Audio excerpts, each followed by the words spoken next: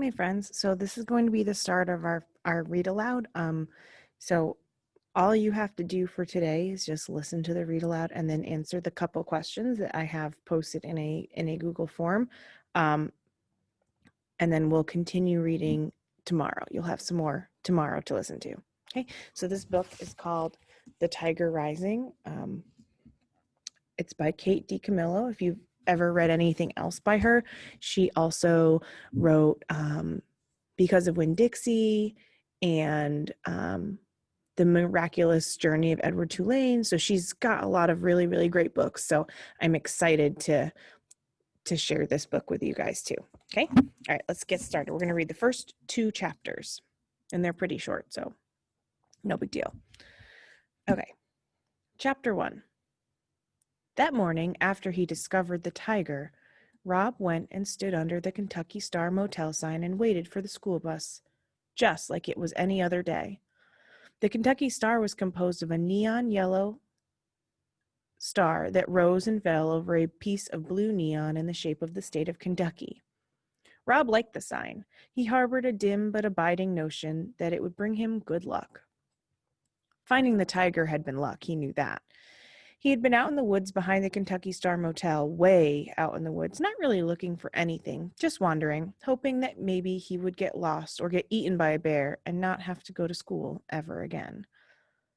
That's when he saw the old Beauchamp gas station building, all boarded up and tumbling down. Next to it, there was a cage. And inside that cage, unbelievably, there was a tiger, a real-life, very large tiger pacing back and forth. He was orange and gold and so bright it was like staring at the sun itself, angry and trapped in a cage. It was early morning and it looked like it might rain. It had been raining every day for almost 2 weeks. The sky was gray and the air was thick and still. Fog was hugging the ground. To Rob, it seemed as if the tiger was some magic trick, rising out of the mist. He was so astounded at his discovery, so amazed, that he stood and stared.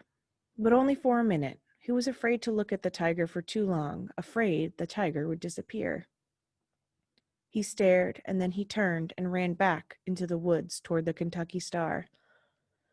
And the whole way home, while his brain doubted what he had seen, his heart beat out the truth to him. Tiger, tiger, tiger. That was what Rob thought about as he stood beneath the Kentucky Star sign and waited for the bus. The tiger.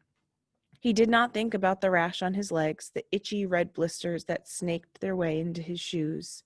His father said that it would be less likely to itch if he didn't think about it. And he did not think about his mother.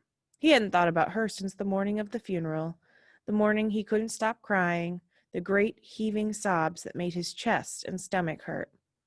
His father, watching him, standing beside him, had started to cry too. They were both dressed up in suits that day. His father's suit was too small, and when he slapped Rob to make him stop crying, he ripped a hole underneath the arm of his jacket. There ain't no point in crying, his father had said after. Crying ain't gonna bring her back. It had been 6 months since that day, 6 months since he and his father had moved from Jacksonville to Lister, and Rob had not cried since, not once. The final thing he did not think about that morning was getting onto the bus. He specifically did not think about Norton and Billy Threemonger waiting for him like chained and starved guard dogs, eager to attack. Rob had a way of not thinking about things. He imagined himself as a suitcase that was too full, like the one he had packed when they left Jacksonville after the funeral. He made all his feelings go inside the suitcase. He stuffed them in tight and then sat on the suitcase and locked it shut. That was the way he not thought about things. Sometimes it was hard to keep the suitcase shut, but now he had something to put on top of it. The tiger. So, as he waited for the bus under the Kentucky Star sign, and as the first drops of rain fell from the sullen sky, Rob imagined the tiger on top of his suitcase, blinking his golden eyes, sitting proud and strong, unaffected by all the not thoughts inside straining to come out. Chapter 2. "Looky here," said Norton Threemonger as soon as Rob stepped on the school bus. "It's the Kentucky Star. How's it feel to be a star?" Norton stood in the center aisle, blocking Rob's path. Rob shrugged. "Oh, he don't know," Norton called to his brother. "Hey, Billy, he don't know what it's like to be a star." Rob slipped past Norton. He walked all the way to the back of the bus and sat down in the last seat. "Hey," said Billy Threemonger, "you know what? This ain't Kentucky.